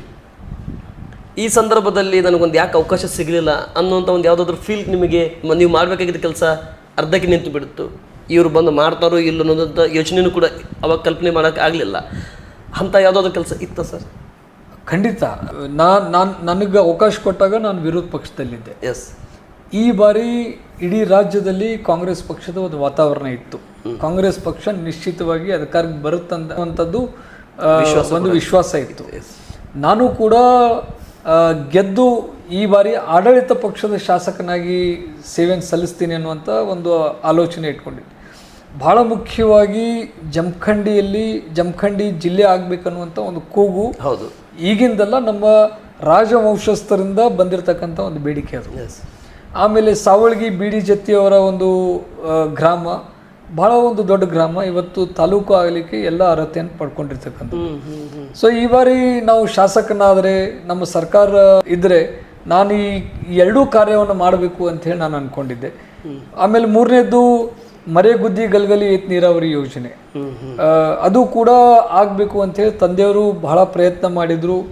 ಆಮೇಲೆ ಹಿಂದಿನ ಸಿದ್ದರಾಮಯ್ಯನವರ ಸರ್ಕಾರದಲ್ಲಿ ಬಜೆಟ್ನಲ್ಲೂ ಕೂಡ ಘೋಷಣೆ ಆಗಿತ್ತು. ನಾನು ಶಾಸಕನಿದ್ದಂಥ ಸಂದರ್ಭದಲ್ಲಿ BJP ಏನು ಆಡಳಿತದಲ್ಲಿತ್ತು, ನಾನು ವಿರೋಧ ಪಕ್ಷದ ಶಾಸಕನಾಗಿರೋದ್ರಿಂದ ಆ ಅನುದಾನ ಕೊಡಲಿಕ್ಕೆ ಹಿಂದೇಟು ಹಾಕಿದರು BJPಯವರು. ಸೊ ಹೀಗಾಗಿ ಈ ಬಾರಿ ನಮ್ಮ ಸರ್ಕಾರ ಇರ್ತದೆ, ಆ ಯೋಜನೆಯನ್ನು ಪೂರ್ಣಗೊಳಿಸಿ ಆ ಭಾಗದ ರೈತರಿಗೆ ನೀರನ್ನು ಕೊಡಬೇಕು ಅನ್ನುವಂಥ ಒಂದು ಯೋಜನೆಯನ್ನು ಹಾಕ್ಕೊಂಡಿದ್ವಿ. ಮತ್ತು ಇನ್ನೊಂದು ವಿಶೇಷತೆ ಏನಪ್ಪ ಅಂತಂದ್ರೆ, ಬಾಗಲಕೋಟೆ ಜಿಲ್ಲೆಯಲ್ಲಿ ಒಂದು ಮೆಡಿಕಲ್ ಕಾಲೇಜನ್ನು ಹಿಂದೆ 2013ರಿಂದ 2018 ಅವಧಿಯೊಳಗೆ ಸಿದ್ದರಾಮಯ್ಯನವರು ಬಾಗಲಕೋಟೆಗೆ ಒಂದು ಮೆಡಿಕಲ್ ಕಾಲೇಜನ್ನು ಸ್ಯಾಂಕ್ಷನ್ ಮಾಡಿದರು. ಅದನ್ನು ಶತಾಯಗತಾಯ ಪ್ರಯತ್ನ ಮಾಡಿ ಬಾಗಲಕೋಟಲ್ಲಿ ಈಗಾಗಲೇ ಒಂದು ಮೆಡಿಕಲ್ ಕಾಲೇಜ್ ಇದೆ. ನಾವು ಅದನ್ನು ಜಮಖಂಡಿಗೆ ತೊಗೊಂಡು ಬಂದರೆ ಜಮಖಂಡಿ ಮತ್ತು ಬನ್ನಟ್ಟಿ, ರಬಕವಿ, ಅಥಣಿ, ಬಬಲೇಶ್ವರ್, ಮುಧೋಳ್ ಈ ರೀತಿ 4-5 ತಾಲೂಕುಗಳಿಗೆ ಈ ಮೆಡಿಕಲ್ ಕಾಲೇಜ್ನಿಂದ ಸಾಕಷ್ಟು ವಿದ್ಯಾರ್ಥಿಗಳಿಗೆ ಅನುಕೂಲ ಆಗ್ತೈತಿ. ಆ ಯೋಜನೆಯನ್ನು ಜಮಖಂಡಿಗೆ ತರಬೇಕು ಅಂಥೇಳಿ ನಾನು ಒಂದು ಆಲೋಚನೆಯನ್ನು ಇಟ್ಕೊಂಡಿದ್ದೆ. ಅದ್ರ ಜೊತೆ ತಂದೆಯವರ ಕನಸಾಗಿತ್ತು, ಜಮಖಂಡಿಯನ್ನು ಪ್ರವಾಸಿ ಸ್ಥಾನವನ್ನಾಗಿ ಪರಿವರ್ತನೆ ಮಾಡಬೇಕು. ಇಲ್ಲಿ ಕೇವಲ ಭಾರತೀಯರಷ್ಟೇ ಅಲ್ಲ, ವಿದೇಶಿಯರು ಕೂಡ ಜಮಖಂಡಿಗೆ ಬರಬೇಕು ಅನ್ನುವಂಥ ಒಂದು ಕಲ್ಪನೆಯನ್ನು ಅವ್ರು ಕಟ್ಕೊಂಡಿದ್ರು. ಆ ನಿಟ್ಟಿನಲ್ಲಿ ಕೆಲವೊಂದಿಷ್ಟು ಯೋಜನೆಗಳನ್ನು ನಾನು ನನ್ನ ಮನಸ್ಸಿನಲ್ಲಿ ಇಟ್ಕೊಂಡಿದ್ದೆ. ಸೊ ಬಹುಶಃ ಈ ಅವಧಿಯಲ್ಲಿ ನಾನು ಶಾಸಕನಾಗಿದ್ದರೆ, ವಿಶೇಷವಾಗಿ ಮುಖ್ಯಮಂತ್ರಿಯವರು ಕೂಡ ಬಹಳ ಹತ್ತಿರವಾಗಿದ್ದರು. ನಮ್ಮ ಬದಾಮಿ ಮತಕ್ಷೇತ್ರದ ಶಾಸಕರಿದ್ದರು ಅವರು. ನಾನು ಶಾಸಕನಾಗಿದ್ದಂಥ ಸಂದರ್ಭದಲ್ಲಿ ಅವ್ರ ಜೊತೆ ಒಂದು ಒಳ್ಳೆಯ ಒಡನಾಟ ಇತ್ತು, ಸಂಪೂರ್ಣವಾದಂಥ ವಿಶ್ವಾಸ ಇತ್ತು. ನಾವು ತೊಗೊಂಡು ಹೋಗುವಂಥ ಕೆಲಸಗಳನ್ನು ಮಾಡ್ತಾರೆ ಅನ್ನುವಂಥ ಒಂದು ವಿಶ್ವಾಸ ಇತ್ತು. ಸೊ ಖಂಡಿತ ಅವೆಲ್ಲ ಕೆಲಸಗಳು ಅಲ್ಲಿಗೆ ಉಳಿದು ಹೋದು ಅನ್ನುವಂಥದ್ದು ಒಂದು ಮನಸ್ಸಿಗೆ ಬೇಜಾರಿದೆ. ಎಸ್ ಸರ್, ಇರಲಿ ಸರ್. ನಂತರ 28ರಲ್ಲಿ ಕೂಡ ಆದರೆ ಜನಸಾಮಾನ್ಯರು ಮಾತನಾಡ್ತಾ ಇದ್ದಾರೆ, ಈಗಿನಿಂದ ಅವತ್ತೊಂದಿನ ನಮ್ಮ ಶಾಸಕರು ಸೋತಿರಬಹುದು, ಆದರೆ ನಮ್ಮ ಶಾಸಕರು ಸೋತಿಲ್ಲ, ನಮ್ಮ ಹೃದಯದಲ್ಲಿದ್ದಾರೆ. ಈಗ ಅವ್ರು ಗೆದ್ದಿದ್ದಾರೆ, ಆದರೆ ದಾಖಲಾತಿ ಪ್ರಕಾರ 28ರಲ್ಲಿ ನಾವು ಮಾಡಿ ತೋರಿಸ್ತೀವಿ ಅನ್ನೋಂಥ ವಿಷಯಗಳು ಕೂಡ ಬರ್ತಾ ಇದೆ. ಈಗ ನಾನು ಕೇಂದ್ರ ಸರ್ಕಾರ ಕಡೆ ಹೋಗ್ತಾ ಇದ್ದೇನೆ. ಸತತವಾಗಿ 5 ಬಾರಿ ಆಯ್ಕೆಯಾಗಿರ್ತಕ್ಕಂಥ PC ಗದ್ದಿಗೌಡರು ಈಗ 21 ವರ್ಷದಿಂದ ಸಂಸದರಾಗಿ ಮುಂದೆ ಹೊರೀತಾ ಇದ್ದಾರೆ. ಮತ್ತು ಕೇಂದ್ರ ಸರ್ಕಾರ ನರೇಂದ್ರ ಮೋದಿಯವರು NDAದಲ್ಲಿ ಈಗ ಮೈತ್ರಿ ಪ್ರಧಾನಮಂತ್ರಿಯಾಗಿ ಇವರು ಮುಂದುವರೆದಿದ್ದಾರೆ. ವಿಶೇಷವಾಗಿ ಜಮಖಂಡಿಗೆ ನೀವಿದ್ದಂಥ ಸಂದರ್ಭದಲ್ಲಿ ಸಂಸದರು ಕೂಡ ಅವರೇ ಇದ್ದರು, ಈಗ ನೀವು ಇಲ್ಲದಂಥ ಸಂದರ್ಭದಲ್ಲಿ ಕೂಡ ಸಂಸದರು ಕೂಡ ಅವರೇ ಇದ್ದಾರೆ, BJP ಕೇಂದ್ರ ಸರ್ಕಾರನೂ ಕೂಡ ಇದೆ. ಯಾವ ಅಭಿವೃದ್ಧಿಯನ್ನು ವಿಶೇಷವಾಗಿ ಈ ಜಮಖಂಡಿಗೆ ಬಂದಿದೆ ಸರ್? ನಾನು ವೈಯಕ್ತಿಕವಾಗಿ ಹೇಳಬೇಕಾದ್ರೆ, ಕೇಂದ್ರ ಸರ್ಕಾರದಿಂದ ನಮ್ಮ ಜಮಖಂಡಿಗೆ ಯಾವುದೇ ರೀತಿಯಾದಂಥ ಅನುದಾನ ಬಂದಿಲ್ಲ. ನಿಮ್ಗೆ ಉದಾಹರಣೆ ಹೇಳಬೇಕಾದ್ರೆ, ಸಿದ್ದು ನ್ಯಾಮಗೌಡರು ಸಂಸದರು ಇದ್ದಂಥ ಸಂದರ್ಭದಲ್ಲಿ ಬಾಗಲಕೋಟೆ ಕುಡ್ಚಿ ರೈಲ್ವೆ ಲೈನನ್ನು ಸ್ಯಾಂಕ್ಷನ್ ಮಾಡಿಸ್ಕೊಂಡು ಬಂದವರು ಅಂದಿನ ಕಾಲದಲ್ಲಿ ಸಿದ್ದು ನ್ಯಾಮಗೌಡರು. ಅಲ್ಲಿಂದ ಇಲ್ಲಿವರೆಗೆ ಸುಮಾರು 30 ವರ್ಷ ಆದರೂ ಕೂಡ ಕೇಂದ್ರ ಸರ್ಕಾರ ಅದನ್ನು ಹಿಂದೇಟು ಹಾಕಿ ಅನುದಾನವನ್ನು ಸರಿಯಾಗಿ ಕೊಡದೇ ಇರೋದ್ರಿಂದ ಇಲ್ಲಿವರೆಗೆ ಆ ಕುಡ್ಚಿ ಬಾಗಲಕೋಟೆ ರೈಲ್ವೆ ಯೋಜನೆ ಪೂರ್ಣಗೊಂಡಿಲ್ಲ. ಒಂದು ಎರಡನೇದು, ಪ್ರಧಾನಮಂತ್ರಿಯವರು ಬಹಳಷ್ಟು ಜನ ಯುವಕರು ಇವತ್ತು ಮೋದಿಯವರ ಒಂದು ಫ್ಯಾನ್ ಫಾಲೋವರ್ಸ್ ಆಗಿ ಉಳಿದಿದ್ದಾರೆ. ಆದರೆ ನನ್ನ ಪ್ರಶ್ನೆ ಇಷ್ಟೇ, ಯುವಕರಿಗೆ ಏನು ಮಾಡಿದ್ದಾರೆ ಇವರು ಮೋದಿಯವರು? ಪ್ರತಿ ವರ್ಷ 2 ಕೋಟಿ ಉದ್ಯೋಗ ಸೃಷ್ಟಿ ಮಾಡ್ತೀನಿ ಅಂತ ಹೇಳಿದ್ರು, ಅದು ಬೋಗಸ್ ಆಯಿತು. ಇಲ್ಲಿವರೆಗೆ ಯಾವುದೇ ರೀತಿಯಾದಂಥ ಉದ್ಯೋಗ ಸೃಷ್ಟಿ ಮಾಡುವಂಥ ಕೆಲಸ ಮಾಡಲಿಲ್ಲ. ಈಗ ಉದಾಹರಣೆಗೆ ನಮ್ಮ ಜಮಖಂಡಿ ಮತಕ್ಷೇತ್ರದಲ್ಲಿ ನಾವು ಸಕ್ಕರೆ ಕಾರ್ಖಾನೆಯನ್ನು ಮಾಡಿದ್ದೀವಿ. ಸಕ್ಕರೆ ಕಾರ್ಖಾನೆಯಲ್ಲಿ ಅನೇಕ ಜನ ಯುವಕರಿಗೆ ನಾವು ಉದ್ಯೋಗವನ್ನು ಕೊಡ್ತಾ ಇದ್ದೀವಿ. ಶಿಕ್ಷಣ ಸಂಸ್ಥೆ ಮಾಡಿದ್ದೀವಿ, ಬಹಳಷ್ಟು ಜನರಿಗೆ ಶಿಕ್ಷಣ ಸಂಸ್ಥೆಯಲ್ಲಿ ಉದ್ಯೋಗವನ್ನು ಕೊಡ್ತಾ ಇದ್ದೀವಿ. ಬರೀ ಉದ್ಯೋಗ ಕೊಡೋದು ಅಷ್ಟೇ ಅಲ್ಲ, ಭಾಳಷ್ಟು ಬಡ ಜನ ಮಕ್ಕಳಿಗೆ, ಯಾರು ಪ್ರತಿಭಾವಂತ ಮಕ್ಕಳಿರ್ತಾರೆ, ಯಾವುದೇ ಸಮುದಾಯದವರು ಇರಲಿ ಅವರಿಗೆ ನಮ್ಮ ತಂದೆಯವರ ಹೆಸರಲ್ಲಿ ಸ್ಕಾಲರ್ಶಿಪ್ ಕೊಡ್ತಾ ಇದ್ದೀವಿ. ಪ್ರತಿ ವರ್ಷ ಏನಿಲ್ಲ ಅಂದರೂ ಒಂದು 50 ಲಕ್ಷ ರೂಪಾಯಿ ಅಷ್ಟು ಸ್ಕಾಲರ್ಶಿಪ್ ಕೊಟ್ಟು ಅವರಿಗೆ ಶಿಕ್ಷಣವನ್ನು ಕೊಡುವಂಥ ಕೆಲಸ ಮಾಡ್ತಾ ಇದ್ದೀವಿ. ಸೊ ಆಮೇಲೆ ನಮ್ಮದೇ ಆದಂಥ ತಂದೆಯವರ ಹೆಸರಲ್ಲಿ ಒಂದು ಸೌಹಾರ್ದ ಸಹಕಾರಿ ಬ್ಯಾಂಕನ್ನು ನಿರ್ಮಾಣ ಮಾಡಿದ್ದೀವಿ. ಅಲ್ಲಿ ಕೂಡ ಭಾಳಷ್ಟು ಜನ ವಿದ್ಯಾವಂತ ಯುವಕರಿಗೆ ಉದ್ಯೋಗ ಕೊಡುವಂಥ ಕೆಲಸ ಮಾಡ್ತಾ ಇದ್ದೀವಿ. ಸೊ ಈ ರೀತಿ ಯುವಕರಿಗೆ ನಾವು ಉದ್ಯೋಗವನ್ನು ಕೊಟ್ಟಾಗ ಮಾತ್ರ ಈ ದೇಶವನ್ನು ನಾವು ಬಲಿಷ್ಠವಾಗಿ ಕಟ್ಟಲಿಕ್ಕೆ ಸಾಧ್ಯದ. ಪ್ರಧಾನಮಂತ್ರಿಯವರು ಭಾಷಣದಲ್ಲಿ ಹೇಳೋದು ಮಾಡ್ತಾರೆ ಹೊರತಾಗಿ ಕಾರ್ಯರೂಪಕ್ಕೆ ತರಲಿಕ್ಕೆ ಅವರಿಂದ ಆಗ್ತಾ ಇಲ್ಲ. ಸರಿ ಸರ್, ಈ ಕೇಂದ್ರ ಸರ್ಕಾರದ ಡೆವಲಪ್ಮೆಂಟ್ ದೂರದೃಷ್ಟಿಕೋನ ನೋಡೋಕೆ ಹೋದರೆ ಜಮಖಂಡಿಗೆ ಏನೂ ಬಂದಿಲ್ಲ, ನಾವೇ ಎಷ್ಟು ಮಾಡಿವಿ, ದೊಡ್ಡವರಾಗಿ ಎಷ್ಟು ಮಾಡ್ಬೋದಿತ್ತು. ಇದು ತಾವು ವೈಯಕ್ತಿಕದಿಂದ ನಿಮ್ಮ ತಂದೆಯವರ ಕಾಲದಿಂದ ಮತ್ತು ನೀವು ಬಂದಂಥ ಸಂದರ್ಭದಲ್ಲಿ ಇಷ್ಟೆಲ್ಲ ತಾವು ಎಜುಕೇಷನ್ ಆಗಿರಲಿ ಇವತ್ತು ಉದ್ಯೋಗ ಸೃಷ್ಟಿ ಮಾಡೋಂಥ ಕೆಲಸವನ್ನು ತಾವು ಮಾಡಿದ್ರಿ. ಯಾವತ್ತಾದರೂ ವಿಶೇಷವಾಗಿ ಈ ಸಂಸದರ ಹತ್ರ ನೀವು ಶಾಸಕರಿದ್ದಂಥ ಸಂದರ್ಭದಲ್ಲಿ ಯಾವುದಾದ್ರೂ ಅಭಿವೃದ್ಧಿ ಬೇಕಂತ ಹೇಳಿ ತಾವು ಹೋಗಿದ್ರ ಸರ್ ಮನವಿ ಮಾಡ್ಕೊಳ್ಳಿಕ್ಕೆ? ಯಾರ ಹತ್ರ? ನೀವು ಶಾಸಕರಾಗಿ ಈ ಪಿ ಸಿ ಗದ್ದಿಗೌಡರು ಸಂಸದರ ಹತ್ರ ನೀವು ಹೋಗಿ ಈ ನಮ್ಮ ಕ್ಷೇತ್ರಕ್ಕೆ ಈ ರೀತಿ ಡೆವಲಪ್ಮೆಂಟ್ ಬೇಕಾಗಿದೆ, ತಾವು ಕೂಡ ಆಡಳಿತ ಪಕ್ಷದಲ್ಲಿ ಸಂಸದರಿದ್ದೀರಿ, ನಮ್ಮ ಕ್ಷೇತ್ರದ ಸಂಸದರಿದ್ದೀರಿ ಅಂತ ವೈಯಕ್ತಿಕವಾಗಿ ಹಲವಾರು ಕಾರ್ಯಕ್ರಮಗಳಲ್ಲಿ ನಾವು ಅವರು ಭೇಟಿ ಆಗಿರ್ತಿದ್ದೀವಿ. ಆವಾಗ ಕುಡ್ಚಿ ಬಾಗಲಕೋಟೆ ರೈಲ್ವೆ ಲೈನ್ ಬಗ್ಗೆ ಸ್ವಲ್ಪ ಹೆಚ್ಚಿನ ಗಮನ ಕೊಟ್ಟು ಅದನ್ನು ಆದಷ್ಟು ಬೇಗ ಮಾಡಿರಿ ಅಂತ ಹೇಳಿ ನಾವು ಒತ್ತಾಯ ಮಾಡ್ತೀವಿ. ಸೊ ಅದನ್ನು ಹೊರತುಪಡಿಸಿದ್ರೆ ಮತ್ತೆ ಬೇರೆ ಯಾವ ಕೆಲಸ ನಾನು ನಿಮ್ಮ ಅಜೆಂಡಾ ಇರೋದೇ ಕುಡ್ಚಿ ಲೈನಿಂದು. ಕುಡ್ಚಿ ಬಾಗಲಕೋಟೆ ರೈಲ್ವೆ ಲೈನ್ ಯಾಕೆ ಆಗಬೇಕು ಅಂತಂದರೆ ನೋಡ್ರಿ, ಇವತ್ತು ಸಾರ್ವಜನಿಕರು ಬೆಂಗಳೂರಿಗೆ ಹೋಗಬೇಕು ಅಥವಾ ಬಾಂಬೆಗೆ ಹೋಗಬೇಕು ಅಂದರೆ ಇವತ್ತಿನ ಬಸ್ಸಿನ ಖರ್ಚು ಕನಿಷ್ಠ ಏನಿಲ್ಲ ಅಂದರೂ 1700ರಿಂದ 1400 ರೂಪಾಯಿ. ಅದೇ ರೈಲ್ವೆ ಸೌಲಭ್ಯ ಸಿಕ್ಕರೆ 175 ರೂಪಾಯಲ್ಲಿ ಬೆಂಗಳೂರಿಗೆ ತಲುಪ್ತಾರೆ ಅವರು. ಇವತ್ತು ಇಲ್ಲಿ ನಮ್ಮ ಬಾಗಲಕೋಟೆ ಜಿಲ್ಲೆಯಲ್ಲಿ ಸಾಕಷ್ಟು ಸಕ್ಕರೆ ಕಾರ್ಖಾನೆಗಳಿದಾವೆ, ಸಾಕಷ್ಟು ಸಿಮೆಂಟ್ ಕಾರ್ಖಾನೆಗಳಿದಾವೆ. ಈ ಸಿಮೆಂಟು ಸಕ್ಕರೆ ದೇಶದ ಪ್ರತಿ ಮೂಲೆಗೆ ಹೋಗಬೇಕಾದ್ರೆ ನಾವು ಅದನ್ನು ಲಾರಿ ಮುಖಾಂತರ ಕಳಿಸಿದ್ರೆ ಖರ್ಚು ಭಾಳ ಆಗ್ತದೆ, ನಾವು ಬೇರೆಯವ್ರ ಜೊತೆ ಕಾಂಪೀಟ್ ಮಾಡ್ಲಿಕ್ಕೆ ಆಗೋದಿಲ್ಲ. ಅದನ್ನೇ ನಾವು ರೈಲ್ ಸೌಲಭ್ಯ ಸಿಕ್ಕರೆ ನಾವು ರೈಲ್ ಮುಖಾಂತರ ಕಳಿಸಿದ್ರೆ ಇವತ್ತು ನಾವು ಟ್ರೈನ್, ಉದಾಹರಣೆ ಹೇಳ್ತೀನಿ, ನಮ್ಮ ಜಮಖಂಡಿ ಸಕ್ಕರೆ ಕಾರ್ಖಾನೆಯಿಂದ ನಾವು ಇಲ್ಲಿಂದ ನಾವು ಕಲ್ಕತ್ತಾಗ ನಾವು 1 ಕ್ವಿಂಟಲ್ ಸಕ್ಕರೆ ಕಳಿಸ್ಬೇಕಾದ್ರೆ ಕನಿಷ್ಠ 4ರಿಂದ 4,500 ರೂಪಾಯಿ ಖರ್ಚಾಗ್ತದೆ. ಅದನ್ನೇ ನಾವು ರೈಲ್ ಮುಖಾಂತರ ಕಳಿಸಿದರೆ ಒಂದು 400ರಿಂದ 500 ರೂಪಾಯಲ್ಲಿ ಖರ್ಚಾಗ್ತದೆ. ಸೊ ನಾವು ಬೇರೆಯವ್ರ ಜೊತೆ ಕಾಂಪೀಟ್ ಮಾಡ್ಬೋದು. ನಮ್ಮ ಸಕ್ಕರೆ ಇಲ್ಲಿರುವಂಥ ಸಕ್ಕರೆ ದೇಶದ ಮೂಲೆಗೆ ತಲುಪಿಸುವಂಥ ಕೆಲಸ ಆಗ್ತದೆ. ಇಲ್ಲಿರುವಂಥ ಉದ್ಯೋಗ ಸೃಷ್ಟಿ ಆಗ್ತದೆ. ಜನರಿಗೆ ರೈಲ್ ಫೆಸಿಲಿಟಿ, ಏರ್ಪೋರ್ಟ್ ಫೆಸಿಲಿಟಿ ಸಿಕ್ಕಾಗ ಸ್ವಾಭಾವಿಕವಾಗಿ ಉದ್ಯೋಗ ಸೃಷ್ಟಿ ಆಗೋದು ಸ್ವಾಭಾವಿಕ. ಸರಿ ಸರ್, ಈ ಜಮಖಂಡಿ ವಿಧಾನಸಭಾ ಕ್ಷೇತ್ರ ಕಡೆ ಬರ್ತಾ ಇದ್ದೀನಿ. ಹಾಲಿ ಶಾಸಕರಾಗಿರ್ತಕ್ಕಂಥ ಜಗದೀಶ್ ಗುಳಗುಂಟಿ ಅವ್ರ ಕಡೆ. ಜಗದೀಶ್ ಗುಳಗುಂಟಿ ಅವರು ಮಾತನಾಡ್ತಾ ಇದ್ದಾರೆ ಏನಂತೇಳಿ, ಈ ಕಾಂಗ್ರೆಸ್ಗೆ ಸರ್ಕಾರ ಬಂದಾಗಿಂದ ನಾನು ಕೂಡ ಶಾಸಕನಾಗಿದ್ದೇನೆ, ಈ ಗ್ಯಾರಂಟಿಯಿಂದ 1 ರೂಪಾಯಿ ಡೆವಲಪ್ಮೆಂಟ್ ಕೂಡ ಆಗ್ತಾಯಿಲ್ಲ. ಅಭಿವೃದ್ಧಿ ಬಗ್ಗೆ ಹೋಗಿ ನಾವು ಫಂಡ್ ಕೇಳಿದಂಥ ಸಂದರ್ಭದಲ್ಲಿ ಹೋದರೆ ಒಂದು ಕುಂಟು ನೆಪ ಕೊಡ್ತಾರೆ ಅವರು ನಮಗೆ. ಆ ನೆಪದಲ್ಲಿ ಮಾತಾಡ್ತಾ ಇದ್ದಾರೆ. ಆದರೆ ಏನು ಮಾಡಬೇಕು, ದುರಾದೃಷ್ಟ ಈ ಗ್ಯಾರಂಟಿನೇ ನಮಗೆ ಮುಳ್ಳಾಗಿಬಿಟ್ಟಿದೆ ಅನ್ನೋಂಥ ವಿಷಯಗಳು ಮಾತಾಡ್ತಾ ಇದ್ದಾರೆ. ಹೌದಾ ಸರ್, ಗ್ಯಾರಂಟಿಯಿಂದ ಡೆವಲಪ್ಮೆಂಟಿಗೆ ಮುಳ್ಳಾಗಿದೆಯಾ ಸರ್? ನಾನು ಈ ವಿಚಾರದಲ್ಲಿ 2 ಉತ್ತರವನ್ನು ಕೊಡಲಿಕ್ಕೆ ಬಯಸ್ತೀನಿ. ಜಗದೀಶ್ ಗುಡಗುಂಟಿಯವರು ವೈಯಕ್ತಿಕವಾಗಿ ನನಗೆ ಮತ್ತು ಅವ್ರಿಗೆ ಸಂಬಂಧ ಭಾಳ ಚೆನ್ನಾಗಿದೆ. ಯಾಕಂದರೆ ಮೂಲತಃ ಇಬ್ಬರು ಸಕ್ಕರೆ ಉದ್ಯಮಿದೆ, ಹೀಗಾಗಿ ಅವ್ರ ಜೊತೆ ನನ್ನ ರಿಲೇಷನ್ ಚೆನ್ನಾಗಿದೆ.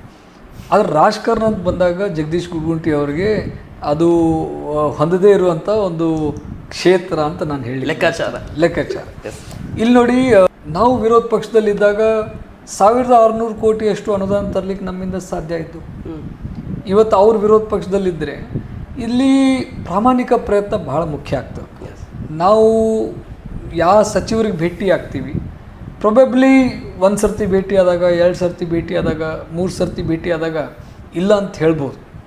ಆದರೆ ನಾವು ಪದೇ ಸಚಿವರ ಗಮನಕ್ಕೆ ತಂದಾಗ, ಇಲ್ಲಪ್ಪ ಈ ವ್ಯಕ್ತಿ ಭಾಳ ಈ ಕೆಲಸದ ಬಗ್ಗೆ ಆಸಕ್ತಿ ವಹಿಸಿದಾನ, ಭಾಳ ಪ್ರಯತ್ನ ಮಾಡ್ತಾ ಇದ್ದಾನ, ಈ ಕೆಲಸ ಮಾಡಿಬಿಡೋಣ ಅನ್ನುವಂಥ ಮನೋಭಾವನೆ, ಅವಶ್ಯಕತೆ ಇರ್ಬೋದು ಆ ಕ್ಷೇತ್ರದಲ್ಲಿ ಅನ್ನುವಂಥ ಭಾವನೆ ಆ ಸಚಿವರಲ್ಲಿ ಬರ್ತದೆ.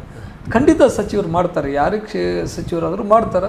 ಆ ನಿಟ್ಟಿನಲ್ಲಿ ನಾವು ಕೆಲಸ ಮಾಡಬೇಕು. ಈಗ ನಾನು ಕೂಡ ಕೆಲವೊಂದು ಸರ್ತಿ ಅನುದಾನ ತರಬೇಕಾದ್ರೆ ಸುಧಾಮೂರ್ತಿಯವ್ರ ಹೆಸರನ್ನು ಬಳಸ್ಕೊಂಡಿದ್ದೀನಿ. ಉದಾಹರಣೆಗೆ ಇಲ್ಲಿ ಶುರ್ಪಾಲಿ ಗ್ರಾಮ, ನಮ್ಮ ಮತಕ್ಷೇತ್ರದಲ್ಲಿ ಶುರ್ಪಾಲಿ ಗ್ರಾಮದಲ್ಲಿ ನರಸಿಂಹ ದೇವಸ್ಥಾನ ಇದೆ. ಭಾಳ ಒಂದು ಪ್ರಸಿದ್ಧವಾದಂಥ ದೇವಸ್ಥಾನ. ಭಾಳಷ್ಟು ಜನ ಮುಂಬೈ ಮತ್ತು ಪುಣೆ, ಬೆಂಗಳೂರಿಂದ ಭಕ್ತರು ಆ ದೇವಸ್ಥಾನಕ್ಕೆ ಭೇಟಿ ಕೊಡ್ತಾರೆ. ಆ ರಸ್ತೆ ಭಾಳ ಹಾಳಾಗಿತ್ತದು.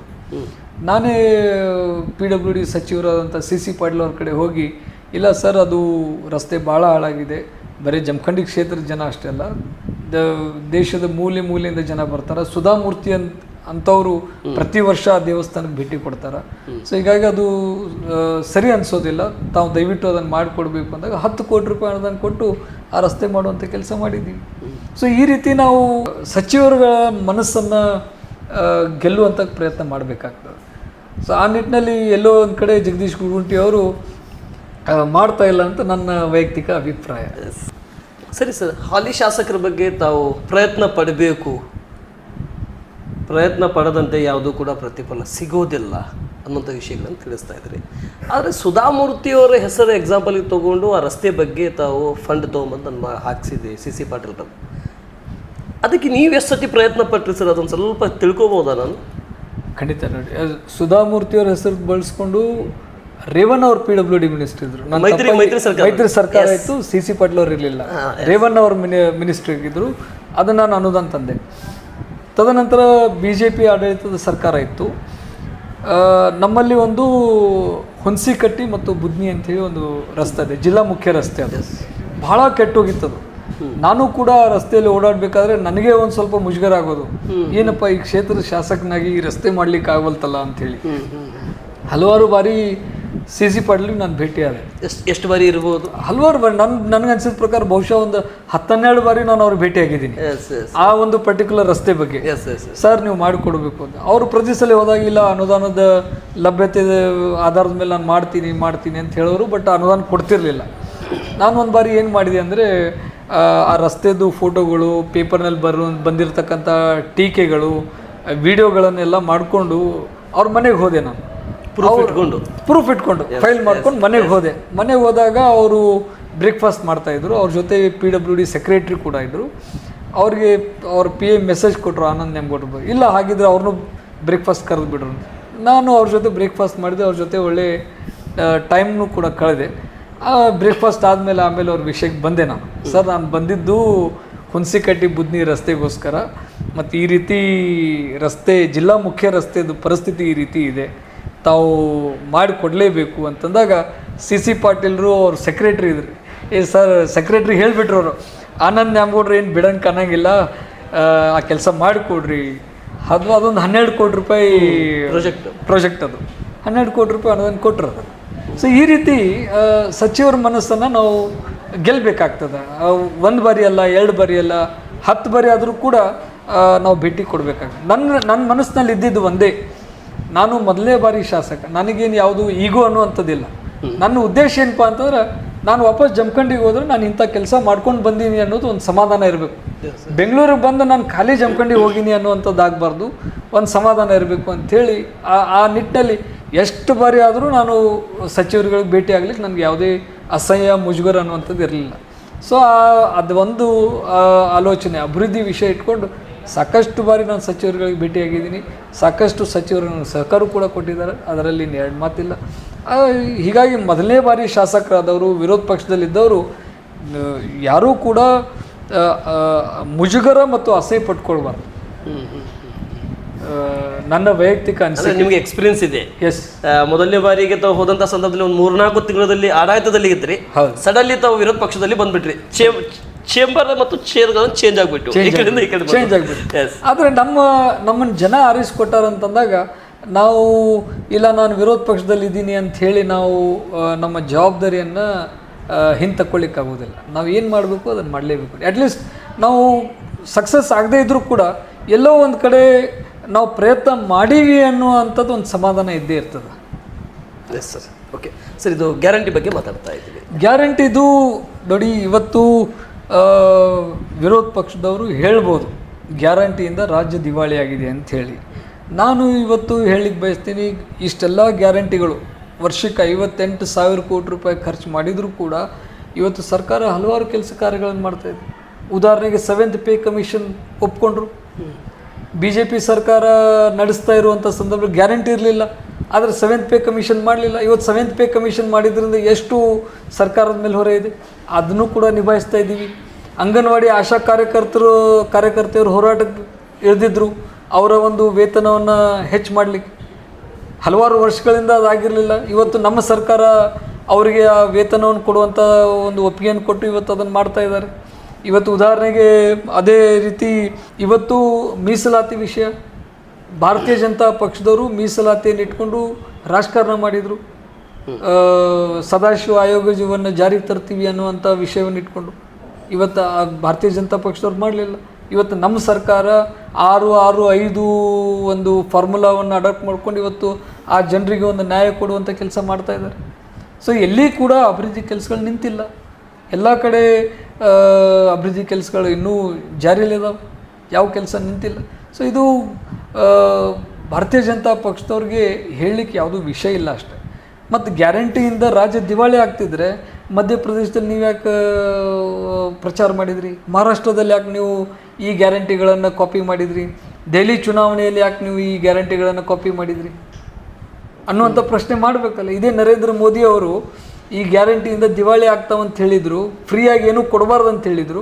ಮತ್ತು ಇವತ್ತು ನೀವು ಯಾಕೆ ಕೊಡ್ತಾ ಇದ್ದೀರಿ, ನೀವು ಯಾಕೆ ಘೋಷಣೆ ಮಾಡಿ ಚುನಾವಣೆಯನ್ನು ಗೆದ್ರಿ ಅನ್ನುವಂಥ ಪ್ರಶ್ನೆ ನಾವು ಮಾಡಬೇಕಾಗ್ತದೆ. Yes sir. ಹಾಗಾದರೆ ದುಡ್ಡು ಕೇಳಲಿಕ್ಕೆ ಅವಕಾಶ ಇಲ್ಲ, ಹೋಗಲಿಕ್ಕೆ ಮುಜುಗರ ಆಗ್ತಾ ಇದೆ, ಈ ನೆಪಗಳನ್ನು ತೋರಿಸ್ತಾ ಇದ್ದೀರ ಅಂತ ಇದ್ರಿ ನೀವು, ಹೌದಲ್ವಾ ಸರ್? ಖಂಡಿತ. ಎಸ್. ಓಕೆ, ನಾನು ಸಮಯದ ವಿಚಾರ ಮಾಡುತ್ತಾ ಕೊನೆ ಹಂತಕ್ಕೆ ಬರ್ತಾ ಇದ್ದೀನಿ. ಈ ಜನಸಾಮಾನ್ಯರು ಒಂದು ಇನ್ನೊಂದು ವಿಷಯ ಮಾತಾಡ್ತಾ ಇದ್ದಾರೆ. ನಮ್ಮ ಆನಂದ್ ನ್ಯಾಮನಗೌಡರವರು ಮತ್ತು ನಮ್ಮ ದಿವಂಗತ ಮಾಜಿ ನಮ್ಮ ಸಾಹೇಬರು ಸಿದ್ದು ನ್ಯಾಮನಗೌಡರು ಸಾಹೇಬರು ಇಷ್ಟೆಲ್ಲ ಸಂಸ್ಥೆ ಕಟ್ಟಿದರು. ಆದರೆ ಸರ್ಕಾರದಿಂದ ಯಾರೂ ಕೂಡ ಏನೂ ತರೋಕ್ಕಾಗಲಿಲ್ಲ. ಆದರೆ ನಮ್ಮ ಮಾಜಿ ಶಾಸಕರಾಗಿರ್ತಕ್ಕಂಥ ಆನಂದ್ ನ್ಯಾಮನಗೌಡರವರು ಈ ಶಿಕ್ಷಣ ಸಂಸ್ಥೆಯಲ್ಲಿ ಮತ್ತು ಸಕ್ಕರೆ ಕಾರ್ಖಾನೆಯಲ್ಲಿ ಉದ್ಯೋಗ ಇಲ್ಲಂತ ಹೋದಂಥವರಿಗೆ ಗೌರ್ಮೆಂಟ್ನಲ್ಲಿ ಆದರೆ ಪ್ರಯತ್ನ ಪಟ್ಟು ಮಾಡಿಸ್ಕೊಡೋದು, ಇಲ್ಲಾಂದರೆ ಸಿಗೋವರೆಗೆ ನನ್ನ ಕಂಪನಿಯಲ್ಲಿ ಕೆಲಸ ಮಾಡೋಗಪ್ಪ ಅನ್ನೋಂಥ ವಿಚಾರಧಾರೆ ಇಟ್ಕೊಂಬಂದಿದ್ದಾರೆ ಅನ್ನೋಂಥ ವಿಷಯಗಳನ್ನು ಬರ್ತಾ ಇದ್ದಾರೆ. ಇಂಥ ಎಷ್ಟು ಜನರಿಗೆ ನೀವು ಅನುಕೂಲ ಮಾಡಿಕೊಟ್ರಿ ಸರ್ ಇಲ್ಲಿ ಈ ರೀತಿ ಬಂದಂಥವರಿಗೆ? ನನ್ನ ಕೊನೆ ಪ್ರಶ್ನೆ. ಈ ರೀತಿ ಬಂದಂಥವ್ರಿಗೆ ಸುಮಾರು ಜನರಿಗೆ ನಾನು ಅವಕಾಶ ಮಾಡಿಕೊಟ್ಟಿದ್ದೀನಿ. ನಮ್ಮ ಶಿಕ್ಷಣ ಅವರವರ ಒಂದು ಕ್ವಾಲಿಫಿಕೇಷನ್ ತಕ್ಕ ಹಾಗೆ ನಮ್ಮ ಶಿಕ್ಷಣ ಸಂಸ್ಥೆಯಲ್ಲಿ ಮಾಡಿಕೊಟ್ಟಿದ್ದೀವಿ, ಬ್ಯಾಂಕ್ನಲ್ಲಿ ಮಾಡಿಕೊಟ್ಟಿದ್ದೀವಿ, ಸಕ್ಕರೆ ಕಾರ್ಖಾನೆಯಲ್ಲಿ ಮಾಡಿದ್ವಿ. ಇವತ್ತು ಸಕ್ಕರೆ ಕಾರ್ಖಾನೆಯಲ್ಲಿ ITI ಜನ ಭಾಳಷ್ಟು ಜನರಿಗೆ ನಾವು ಅವಕಾಶ ಮಾಡಿಕೊಟ್ಟಿದ್ದೀವಿ. ಇಂಜಿನಿಯರ್ಸ್ಗಳಿಗೆ ಅವಕಾಶ ಮಾಡಿಕೊಟ್ಟಿದ್ದೀವಿ. ಎಷ್ಟೋ ಜನ B.Ed ಮುಗಿಸಿದವರು ಗೌರ್ಮೆಂಟ್ ಅಪಾಯಿಂಟ್ಮೆಂಟ್ ಆಗದೇ ಇರುವಂಥ ಅವ್ರಿಗೆ ಶಿಕ್ಷಣ ಸಂಸ್ಥೆಯಲ್ಲಿ ಅವಕಾಶ ಮಾಡಿಕೊಟ್ಟಿದ್ದೀವಿ. ಸರ್, ತಂದೆಗೆ ತಕ್ಕ ಮಗ ಆದರೆ ತಂದೆ ಕೃಷಿ ಕುಟುಂಬದಿಂದ ಬಂದಂಥವರು, ಮಗನೂ ಕೂಡ ಅದೇ ನಡವಳಿಕೆ ಮೇಲೆ ಬಂದಿರತಕ್ಕಂಥವರು. ಕೃಷ್ಣಾ ತೀರ ಮೇಲುದಂಡೆಯ ಡೆವಲಪ್ಮೆಂಟ್ ಬಗ್ಗೆ ಆಗಿರಲಿ ಮತ್ತು ನಿಮ್ಮ ತಂದೆಯವರು ರೈತರಿಗೆ ಅಷ್ಟೆಲ್ಲ ಅನುಕೂಲ ಮಾಡಿಕೊಟ್ಟಿದ್ದಾರೆ. ಆ ರೂಪದಲ್ಲಿ ತಾವು ಯಾವ ಪ್ರಾಜೆಕ್ಟ್ ಇಟ್ಕೊಂಡ್ರಿ ಸರ್ ರೈತರ ಬಗ್ಗೆ? ನೋಡಿ, ತಂದೆಯವರು ಚಿಕ್ಕ ಪಡ್ಸಲ್ಗಿ ಬ್ಯಾರೇಜನ್ನು ರೈತರ ಒಂದು ಸಹಯೋಗದಿಂದ ನಿರ್ಮಾಣ ಮಾಡಿದರು. ತದನಂತರ ನದಿ ತುಂಬುವಂಥ ಯೋಜನೆಯನ್ನು ಮಾಡಿದರು. ಆ ನದಿ ತುಂಬುವಂಥ ಯೋಜನೆ ಪ್ರತಿ ವರ್ಷ ನಾವು ರೈತರಿಂದ ವಂತಿಗೆಯನ್ನು ಪಡ್ಕೊಂಡು ನದಿ ತುಂಬುವಂಥ ಕೆಲಸ ಮಾಡ್ತಾಯಿದ್ದೀವಿ. ನಾನು ಈ ವರ್ಷ ರೈತರಿಂದ ವಂತಿಗೆಯನ್ನು ಸಂಗ್ರಹ ಮಾಡೋದು ಬೇಡ, ಅದನ್ನು ಸರ್ಕಾರದಿಂದ ಮಾಡುವಂಥ ಕೆಲಸ ಆಗಬೇಕು ಅಂಥೇಳಿ ಈಗಾಗಲೇ ನಾನು ನಮ್ಮ ಘನ ಸರ್ಕಾರದ ಉಪಮುಖ್ಯಮಂತ್ರಿ ಅವರು, ನೀರಾವರಿ ಸಚಿವರಾದ DK ಶಿವಕುಮಾರ್ ಅವರು ಭೇಟಿಯಾಗಿ ಸರ್ಕಾರದಿಂದ ಆ ಯೋಜನೆ ಆಗಬೇಕು ಅಂಥೇಳಿ ಸುಮಾರು ಒಂದು 5 ಕೋಟಿ ರೂಪಾಯಿಯಷ್ಟು ಅನುದಾನವನ್ನು ಪಡ್ಕೊಂಡಿದ್ದೀವಿ. ಆ ಕೆಲಸ ಶೀಘ್ರದಲ್ಲಿ ಪ್ರಾರಂಭ ಮಾಡಿ ಮುಂದಿನ ದಿನಮಾನಗಳಲ್ಲಿ ನಿರಂತರವಾಗಿ ಆ ನದಿ ತುಂಬುವ ಯೋಜನೆ ಸರ್ಕಾರದ ಒಂದು ಖರ್ಚು ವೆಚ್ಚಗಳಲ್ಲಿ ಮಾಡುವಂಥ ಕಾರ್ಯವನ್ನು ಮಾಡ್ತಾಯಿದ್ದೀವಿ. ಏನು ನಾವು ಪ್ರತಿ ವರ್ಷ ರೈತರಿಂದ 5,000 10,000 ರೂಪಾಯಿ ವಂತಿಗೆಯನ್ನು ಸಂಗ್ರಹ ಮಾಡ್ತಾಯಿದ್ವಿ. ಇನ್ನು ಮುಂದೆ ಆ ಒಂದು ಅವಶ್ಯಕತೆ ಬೀಳೋದಿಲ್ಲ. ಸೊ ಈಗ ಎರಡನೇದು ದೊಡ್ಡ ಸಮಸ್ಯೆ ಅಂದರೆ ನಮಗೆ UKP ಪ್ರಾಜೆಕ್ಟ್. ಈಗ ನಮ್ಮ ಕೃಷ್ಣಾ ನದಿ ದಡದಲ್ಲಿರುವಂಥ ಹಳ್ಳಿಗಳು ಪ್ರತಿ ಬಾರಿ ಪ್ರವಾಹ ಬಂದಾಗ ಮುಳುಗಡೆ ಆಗ್ತವೆ. ಅದು ಸೂಕ್ತವಾದಂಥ ಪರಿಹಾರ, ಒಂದು ಶಾಶ್ವತವಾದಂಥ ಪರಿಹಾರ ನಮ್ಗೆ ಇನ್ನೂವರೆಗೆ ಸಿಗ್ತಾ ಇಲ್ಲ. ಸೊ ಹೀಗಾಗಿ ಸರ್ಕಾರಕ್ಕೆ ನಾವು ಒತ್ತಾಯ ಮಾಡೋದು ಏನಪ್ಪ ಅಂತಂದ್ರೆ 524 ಆದಷ್ಟು ಬೇಗ ಮಾಡಿ ರೈತರ ಜಮೀನುಗಳಿಗೆ ಪರಿಹಾರ ಕೊಟ್ಟು ಅವರಿಗೆ ಬೇರೆ ಕಡೆ ಜಮೀನು ಕೊಂಡ್ಕೊಳ್ಳಿಕ್ಕೆ ಅವಕಾಶ ಮಾಡಿ ಬದುಕಲಿಕ್ಕೆ ಅವಕಾಶ ಮಾಡಿಕೊಡ್ಬೇಕು ಅಂಥೇಳಿ ನಾವು ಸರ್ಕಾರಕ್ಕೆ ಒತ್ತಾಯ ಮಾಡ್ತೀವಿ. ಈ ಬಾರಿ ನಾವು ಕೂಡ ಶಾಸಕರಿದ್ದೀವಿ ಅಂತಂದ್ರೆ ಹೆಚ್ಚಿನ ಒಂದು ಪ್ರಾಮುಖ್ಯತೆಯನ್ನು ನಾವು UKPಗೆ ಕೊಡ್ತಿದ್ವಿ. ಸೊ ಅದು ಆಗಬೇಕು ಅಂಥೇಳಿ ನನ್ನ ಒಂದು ವೈಯಕ್ತಿಕ ಅಭಿಪ್ರಾಯ. ಸರಿ ಸರ್, ಈ ಪ್ರಾಜೆಕ್ಟ್ ಬಗ್ಗೆ ತಾವು ಮಾತಾಡಿದ್ರಿ. ಅದೇ BJP ಶಾಸಕರು ಹೇಳ್ತಾ ಇದ್ದಾರೆ, ಬೆಳಗಾವಿ ಭಾಗದಲ್ಲಿ ಆಗಿರಲಿ ಅಥವಾ ಬಾಗಲಕೋಟೆಯಲ್ಲಿ ಆಗಿರಲಿ ಅಥವಾ ಬಿಜಾಪುರದಲ್ಲಿ ಆಗಿರಲಿ, BJP ಶಾಸಕರು ಕೂಡ ಕೆಲವೊಂದು ಜನ ಮಾಜಿಯವರಾಗಿರಲಿ ಹಾಲಿಯವರಾಗಿರಲಿ ಮಾತಾಡ್ತಾ ಇದ್ದಾರೆ. ಕಾಂಗ್ರೆಸ್ಸಿನ ಮಾಜಿ ಶಾಸಕರು ಹಾಲಿ ಶಾಸಕರು ಮಕ್ಕೊಂಡಾರ ಮನೆಯಲ್ಲಿ. ಇವರು ಯಾಕೆ ಈ ಕೃಷ್ಣ ಮೇಲುದಂಡೆ ಬಗ್ಗೆ ಸಿದ್ದರಾಮಯ್ಯ ಬಿಜಾಪುರದಲ್ಲಿ ಬಂದು ಅಷ್ಟು ಫಂಡ್ ಕೊಡ್ತೀನಿ, ಇಷ್ಟು ಫಂಡ್ ಕೊಡ್ತೀನಿ, ನಾವು 5 ವರ್ಷದಲ್ಲಿ ಅನ್ನೋದೆಲ್ಲ ಗ್ಯಾರಂಟಿ ಜೊತೆಯಲ್ಲೂ ಕೂಡ ಅದನ್ನು ಕೂಡ ನಾವು ಕೆಲಸ ಕಂಪ್ಲೀಟ್ ಮಾಡಿ ಮುಗಿಸ್ಬಿಡ್ತೀವಿ ಅಂತಿದ್ರು. ಯಾಕೆ ಇದ್ರ ಬಗ್ಗೆ ಧ್ವನಿ ಎತ್ತಾ ಇಲ್ಲ? ಯಾಕೆ ಸಿದ್ದರಾಮಯ್ಯ ಅವ್ರ ಬಗ್ಗೆ ಹೋಗೋಕ್ಕೆ ಇವ್ರಿಗೆ ಆಗ್ತಾ ಇಲ್ಲ? ಯಾಕೆ ಕೇಳ್ತಾ ಇಲ್ಲ ಅನ್ನೋದು ಪ್ರಶ್ನೆ ಮಾಡ್ತಾ ಇದ್ದಾರೆ ಸರ್. ನೋಡಿ, ಇವತ್ತು ಕಾಂಗ್ರೆಸ್ ಪಕ್ಷ ಅದರ ಆ ಒಂದು ಮಾತಿಗೆ ಬದ್ಧವಾಗಿದೆ. ನಾವು ಯಾವತ್ತೂ ಜನರಿಗೆ ನಾವೇನು ಭರವಸೆಯನ್ನು ಕೊಟ್ಟಿದ್ದೀವಿ ಅದನ್ನು ಈಡೇರಿಸ್ಕೊತ ಬಂದಿದ್ದೀವಿ. ಸೊ ಹೀಗಾಗಿ ಇವತ್ತು ಕೂಡ ಕಾಂಗ್ರೆಸ್ ಪಕ್ಷ ಅದಕ್ಕೆ ಇವತ್ತು ನಮ್ಮ ಸರ್ಕಾರ ಸಿದ್ಧವಾಗಿದೆ. ಬರುವಂಥದ್ದು 2 ಸಮಸ್ಯೆ ಇದರಲ್ಲಿ. ಒಂದು, ಕೇಂದ್ರದಿಂದ ಗೆಜೆಟ್ ನೋಟಿಫಿಕೇಷನ್ ಆಗಬೇಕಾಗಿದೆ, ಅದು ಕೇಂದ್ರದಿಂದ ಆಗ್ತಾ ಇಲ್ಲ. ಸೊ ಹೀಗಾಗಿ ಆ ಕೆಲಸ ಮಾಡುವಂಥದ್ದು ಕೇಂದ್ರ ಸರ್ಕಾರ ಹೊರತಾಗಿ ರಾಜ್ಯ ಸರ್ಕಾರ ಅಲ್ಲ. ಸೊ ಅದು ಆ ಕಾರ್ಯ ಇವತ್ತಿಗೆ ಗೆಜೆಟ್ ನೋಟಿಫಿಕೇಶನ್ ಕೇಂದ್ರ ಸರ್ಕಾರದವರು ಮಾಡಲಿ, ನಮ್ಮ ಸರ್ಕಾರ ಈ ಯೋಜನೆಯನ್ನು ಕೈಗೆತ್ತಿಕೊಳ್ಳಿಕ್ಕೆ ಸಿದ್ಧಿದೆ. ಎರಡನೇದು ಇವತ್ತೇನಾಗ್ತಾ ಇದೆ ಅಂತಂದು ಹೇಳಿದರೆ, ರೈತರು ಕೋರ್ಟಿಗೆ ಹೋಗಿ ಎಕರೆಗೆ 8 ಕೋಟಿ 9 ಕೋಟಿ 10 ಕೋಟಿ ಆರ್ಡ್ರನ್ನು ಮಾಡಿಸ್ಕೊಂಡು ಬರುವಂಥದ್ದು ಏನಾಗ್ತಾ ಇದೆ. ಇದರಿಂದ ಸರ್ಕಾರಕ್ಕೆ, ಯಾವುದೇ ಸರ್ಕಾರ ಆಗಲಿ, ಇವತ್ತು ಕಾಂಗ್ರೆಸ್ ಆಗಲಿ ಬೇರೆ BJP ಆಗಲಿ, ಯಾವುದೇ ಸರ್ಕಾರ ಬಂದರೂ ಕೂಡ ಈ ರೀತಿ ಕೋರ್ಟ್ ಆರ್ಡರ್ಗಳಾದಾಗ ಸರ್ಕಾರದಿಂದ ಕೊಡ್ಲಿಕ್ಕೆ ಸಾಧ್ಯ ಆಗೋದು ಬಹಳ ಕಷ್ಟಕರವಾದಂಥ ಕೆಲಸ. ಅದಕ್ಕೆ ರೈತರು ಎಲ್ಲೋ ಒಂದು ಕಡೆ ಒಂದು ಕನ್ಸೆಂಟ್ ಅವಾರ್ಡಿಗೆ ಹೋಗ್ಬೇಕಾಗ್ತದೆ. ಒಂದು ಏಕ ರೂಪ ದರದಲ್ಲಿ ಎಲ್ಲರೂ ಒಪ್ಕೊಂಡಾಗ ಆ ನಿಟ್ಟಿನಲ್ಲಿ ಈಗಾಗಲೇ DK ಶಿವಕುಮಾರ್ ಅವರು ಒಂದು 2-3 ಬಾರಿ ಸಭೆಯನ್ನು ಮಾಡಿದ್ದಾರೆ. ಈಗೂ ಈ ವಾರದಲ್ಲೂ ಕೂಡ ಸಭೆಯನ್ನು ಕರೆದಿದ್ದಾರೆ. ಸೊ ರೈತರು ಒಂದು ಕನ್ಸೆಂಟ್ ಅವಾರ್ಡಿಗೆ ಒಪ್ಕೊಂಡ್ರೆ ಖಂಡಿತ ನಮ್ಮ ಸರ್ಕಾರ ಈ ಒಂದು ಯೋಜನೆಯನ್ನು ಕೈಗೆತ್ತಿಕೊಳ್ಳಲಿಕ್ಕೆ ಸಿದ್ಧ ಇದೆ. ಮತ್ತು ಮೇಲಾಗಿ ಕೇಂದ್ರ ಸರ್ಕಾರದಿಂದ ಅದು ನೋಟಿಫಿಕೇಷನ್ ಕೂಡ ಪೆಂಡಿಂಗ್ ಇರೋದರಿಂದ ಅದನ್ನು ನಮ್ಮ ರಾಜ್ಯದ MP ಗಳು ಪ್ರಧಾನಮಂತ್ರಿಯವ್ರ ಮೇಲೆ ಒತ್ತಡ ತಂದು ಆ ಕಾರ್ಯವನ್ನು ಮಾಡಿಕೊಟ್ರೆ ಇವತ್ತು ನಮ್ಮ ಸರ್ಕಾರ ಮಾಡ್ತದೆ ಅನ್ನುವಂಥ ವಿಶ್ವಾಸ ನನಗೆ. Okay, thank you sir. News 43 India ಮತ್ತು ಇನ್ ಸರ್ವೆಗೆ ಇಷ್ಟೊತ್ತಿನವರೆಗೆ ತಾವು ಸಮಯ ಮಾಡಿಕೊಟ್ರಿ. ಆದರೆ ಸಮಯದ ನೋಡುತ್ತಾ ಕೊರತೆ ಇರೋದರಿಂದ ನೀವು ಕೂಡ ಹೊರಗಡೆ ಬೇರೆ ಬೇರೆ ಕಾರ್ಯಕ್ರಮಗಳಿಗೆ ವಿಸಿಟ್ ಮಾಡಬೇಕು. ಹತ್ತತ್ರ ಗಣಪತಿ ವಿಸರ್ಜನೆ ಕಾರ್ಯಕ್ರಮಗಳು ಕೂಡ ಇದ್ದಾವೆ. ಆದರೆ ನಮ್ಮ ವೀಕ್ಷಕರಿಗೆ ನಾನೇ ಕ್ಷಮೆ ಕೇಳ್ತೇನೆ, ಯಾಕೆಂದರೆ ಇನ್ನೂ ಈ ಸಂದರ್ಶನ ಭಾಳಷ್ಟು ವಿಚಾರದಲ್ಲಿ ಹೋಗಬೇಕಾಗಿತ್ತು. ಸಮಯದ ವಿಚಾರ ಮಾಡುತ್ತಾ ಸಂದರ್ಶನ ಅಂತ್ಯ ಮಾಡ್ತಾ ಇದ್ದೇನೆ. ಮತ್ತೊಂದು ದಿನ ನಿಮ್ಮ ಫ್ರೀವಾದಂಥ ಸಮಯವನ್ನು ತೆಗೆದುಕೊಂಡು ಆ ದಿನ ಬಂದು ಮತ್ತೆ ಒಂದು ವಿಸ್ತಾರವಾಗಿ ಇನ್ನು ಉಳಿದಿರ್ತಕ್ಕಂಥ ಕೆಲವೊಂದಿಷ್ಟು ವಿಷಯಗಳ ಬಗ್ಗೆ ನಾನು ಮಾತನಾಡುವಂಥ ಪ್ರಯತ್ನ ಮಾಡ್ತೇನೆ. ಕೊನೆಯದಾಗಿ ನ್ಯೂಸ್ 43 ಇಂಡಿಯಾ ಮತ್ತು ಇನ್ ಸರ್ವೆ ಮುಖಾಂತರ ಜಮಖಂಡಿ ಹೃದಯದ ಶಾಸಕರಾಗಿ ಕಾರ್ಯ ಮಾಡ್ತಾ ಇರುವಂಥ ಮತ್ತು ಹೃದಯದ ಶಾಸಕರಾಗಿ ಮುಂದೆ ನಡೀತಾ ಇರುವಂಥ ತಾವು ಕೊನೆಯದಾಗಿ ನಿಮ್ಮ ಕ್ಷೇತ್ರ ಮತ ಬಾಂಧವರಿಗೆ ಒಂದು ಸಂದೇಶ ಕೊಡೋದಾದರೆ, ಒಂದು ಮೆಸೇಜ್ ಕೊಡೋದಾದರೆ ಈ ಮುಖಾಂತರ ಏನು ಕೊಡಲಿಕ್ಕೆ ಇಷ್ಟಪಡ್ತೀರಾ ಸರ್? ನಾನು ಕ್ಷೇತ್ರದ ಜನರಿಗೆ ನಮಸ್ಕಾರ ತಿಳಿಸ್ಲಿಕ್ಕೆ ಬಯಸ್ತೀನಿ. ಈ ಒಂದು ಸಂದರ್ಭದಲ್ಲಿ ಕ್ಷೇತ್ರದ ಜನರಿಗೆ